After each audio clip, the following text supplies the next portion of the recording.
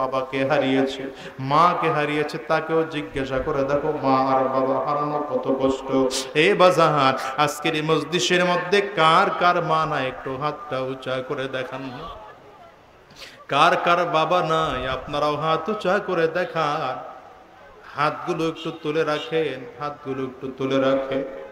আমার যুবকেরা তাকায় তাকায় দেখুক মা হারা মানুষদের চোখের অবস্থা কেমন।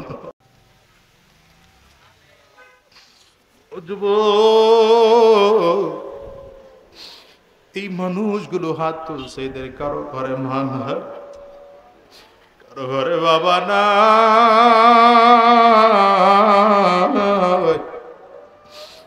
কারো ঘরে সন্তান জমিন থেকে বিদায় হয়েছে। তাকায় দেখো না, কত মানুষের চক্ষু দুইটা লাল হয়ে গেল, কত মানুষের চোখের কোটায় পানি, কত মানুষের চোখ দিয়ে গাল বেয়ে পানিগুলো পড়ে। ও দুনিয়ার মুসলমানেরা, খেয়াল করে দেখো, তোমার আমার ওই নবী রাহমাতুল লিল আলামিন ছোটবেলায় মাকে হারিয়েছেন, বাবাকে জন্মের আগে হারিয়েছেন। আমার নবীর জীবনে কত দুঃখ আর কত কষ্ট।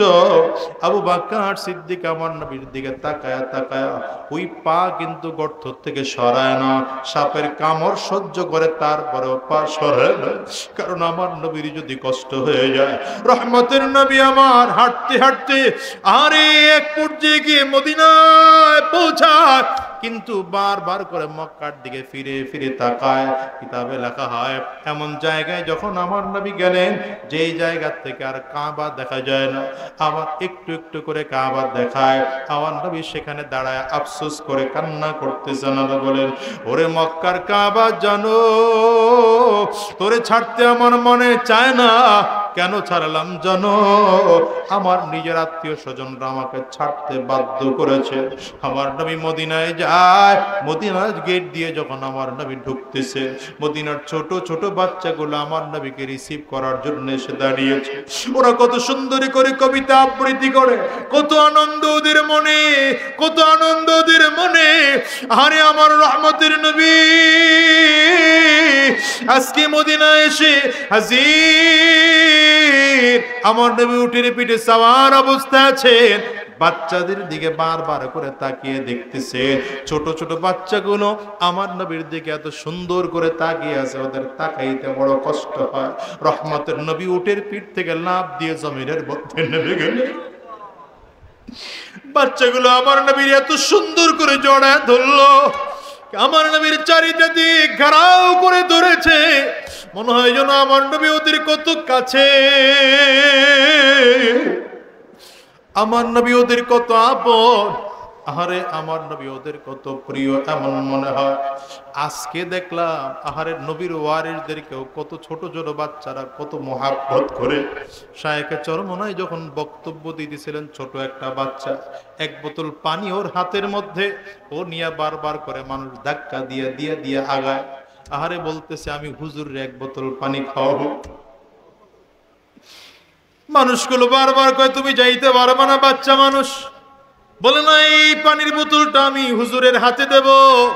এই বাচ্চা সবাই ধাক্কা দিয়া দিয়া দিয়া দিয়া সামনের দিকে আগা।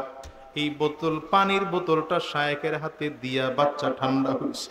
ও দুনিয়ার মুসলমান, কি করে তোমাদেরকে বুঝাবো? নবীর ওয়ারিসদেরকে মোহাব্বত করে নেওয়ালা আজও দুনিয়ার জমিনে আছে। ওই আমার রহমতের নবী যখন মদিনার মধ্যে ঢুকেছে, মদিনার ছোট ছোট বাচ্চাগুলো আমার নবীকে রিসিভ করার জন্য আনন্দিত হইয়া ঘেরাও করে ধরেছে। নবী আমার বাচ্চাদের মাথায় হাত বুলায়, ওদেরকে বুকের মধ্যে লাগায় আর চিল্লায় চিল্লায় কান্না করে আর বলে, মদিনার ছোট ছোট বাচ্চারা জানো কেন আমার মক্কা ছাড়তে হইল, কেন আমি মক্কা থেকে হিজরত করলাম জানো নাকি? আমার মক্কার কাফির মুশরিকরা মক্কা থেকে হিজরত করতে বাধ্য করেছে। তোমরা আমার চিরজীবন মহাব্বত এমন করবানি না, আমাকেও তোমরা তাড়িয়ে দিবা। ওই মদিনার ছোট ছোট বাচ্চাগুলো চিল্লায় ডাক ডাক, ওগুলো আমরা মক্কার কাফিরদের মতো নয়, আমাদের জীবন যতদিন থাকবে আপনি নবীর যাররা পরিমাণ ক্ষতি হইতে আমরা দেব না। ও বাজান, আমি তোমাদেরকে সহজ কথা বুঝাইতে চাই। আমার নবী দ্বীনের দাওয়াত দিতে গিয়ে মক্কা ছাড়তে হইল, দ্বীনের দাওয়াত দিতে গিয়ে উহুদের ময়দানে মার খাইতে হইল, দ্বীনের দাওয়াত দিতে গিয়া বদরের ময়দানে যুদ্ধ করতে হইল। দ্বীনের দাওয়াত দেওয়ার জন্যই তো আমার নবীর আর কোনো অপরাধ তো ছিল না। তায়েফের জমিনে আমার নবীকে মারা হলো। রহমতের নবীকে যখন তায়েফের জমিনে মারে, ছোট ছোট বাচ্চাদের হাতে রাবারের গুলিগুলো দিয়া, ছোট ছোট পাথরের টুকরোগুলো দিয়া বলে এগুলো মুহাম্মদের গায়ে মার। এই বাচ্চাগুলো বুঝে না, রাবারের গুলিগুলো দিয়ে যখন জোরে জোরে পাথরগুলো আমার নবীর শরীরের মধ্যে মারে, আমার নবীর চামড়া ছিদ্র হইয়া গোশতের মধ্যে পাথরের টুকরা ঢুকে যায়। রহমতের নবী বেহুশ হয়ে জমিনের মধ্যে পড়ে গেলে হুশ ফিরে আসলেন, এমন ভাবে আবার মারতে শুরু করেছে। দ্বিতীয়বারও বেহুশ হয়ে জমিনে পড়ে গেলেন, আবার হুশ ফিরে আসলেন, আবার কাফিররা এমন মারতে শুরু করলো, নবীজি তৃতীয়বারও বেহুশ। ফেরেশতারা রবের সামনে দাঁড়ায় ডাক দেয়, গো আল্লাহ, তোমার কি মোটেও মায়া লাগে না? তোমার কি মোটেও দয়া হয় না? তোমার হাবিবের দিকে তাকাইয়া দেখো, তোমার হাবিব আজকে বড় একা। মক্কার ওই তায়েফের বড় বড় কাফির মুশরিকরা তোমার নবীকে মারতে মারতে জমিন থেকে বিদায় করে দিল। আমার আল্লাহ ডাক দেয়, জিবরাইল যাও। জিবরিল আমিন আসছেন পয়গম্বর, যদি আপনি বলেন পাহাড়ের দায়িত্বরত ফেরেশতাদেরকে নিয়ে হাজির হইলাম, দুই পাহাড়ের চাপ দিয়ে তায়েফবাসীকে জমিন থেকে বিদায় করে দেব। রহমতের নবী আমার বলেন, না না, আমার তায়েফবাসীকে জমিন থেকে বিদায় করা যাবে না। উহুদের ময়দানে নবী মার খায়, দন্দন মুবারক শহীদ। আমার নবীর লোহার টুপি ভেঙে লোহার টুকরাটা আমার নবীর মাথার খুলির মধ্যে ঢুকে যায়। নবী বেহুশ হয়ে জমিনের মধ্যে হুমড়ি খেয়ে পড়ে যায়। কাফির মুশরিকরা বারবার করে নিয়মার ছড়িয়ে দেয়, কদ কুতিলা মুহাম্মদ, মুহাম্মদ জমিন থেকে বিদায় হয়ে গেল। কিন্তু না না, আমার নবী তারপরেও বদদোয়া করেন না। আমার নবী এরপরও দ্বীনের দাওয়াত দিয়ে চলেছেন, ঠিক না বেঠিক? আওয়াজ করে চিল্লায় বলো। আমিও তোমাদেরকে বলতে চাই রে বাজার, যারা নবীর সুন্নতকে মহাব্বত করে মুখের দাড়িটা লাগাইছো, যারা নবীর সুন্নতের মহাব্বত কইরা মাথার মধ্যে টুপি উঠাইছো, যারা নবীর সুন্নতকে মহাব্বত করে মাথার মধ্যে পাগড়ি বেঁধে ফেলেছো, আমার নবীর সুন্নতি দ্বীন জমিনের মধ্যে জিন্দা করার চেষ্টা করার দরকার আছে না? না, ওই আল্লাহর কোরআন জমিনে বাস্তবায়ন করার জন্য চেষ্টা করার দরকার আছে না? না, যদি নবীর জন্য ঘর ছাড়তে হয় ছাড়তে রাজি, জোরে বলো ছাড়তে রাজি। যদি আমার নবীর জন্য যদি বাড়ি ছাড়তে হয় ছাড়তে রাজি নাকি? চিল্লায় জোরে বলো। আমার নবীর জন্য যদি দেশ ত্যাগ করা লাগে ছাড়তে রাজি আছো? চিল্লায় জোরে বলো। আমার নবীর মতো যদি মার খাইতে হয় রাজি আছো নাকি? চিল্লায় বলো। আমার নবীর মতো যদি রক্ত দেওয়া লাগে তৈয়ার আছো নাকি? চিল্লায় বলো।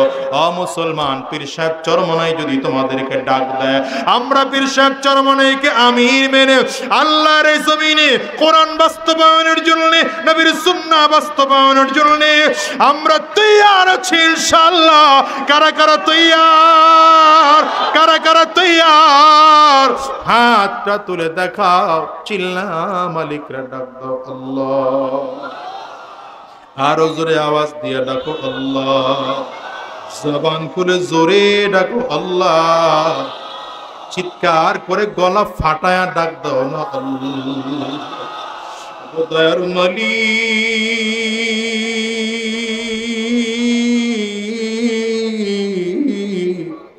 যতদিন এই জমিনের মধ্যে থাকবো তোমার দ্বীনের উপরে চলবো, আর আমরা দ্বীনের পক্ষে তোমার জমিনে তোমার দ্বীন বাস্তবায়নের জন্য মেহনত করব।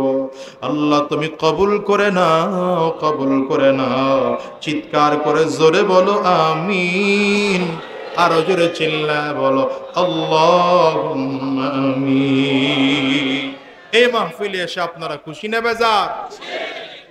বলেন খুশি না বেজার? প্রতি বছর এই মাহফিলটা হোক, আপনারা চান তো? দেখি কারা কারা চান, হাতগুলো একটু উঁচা করে।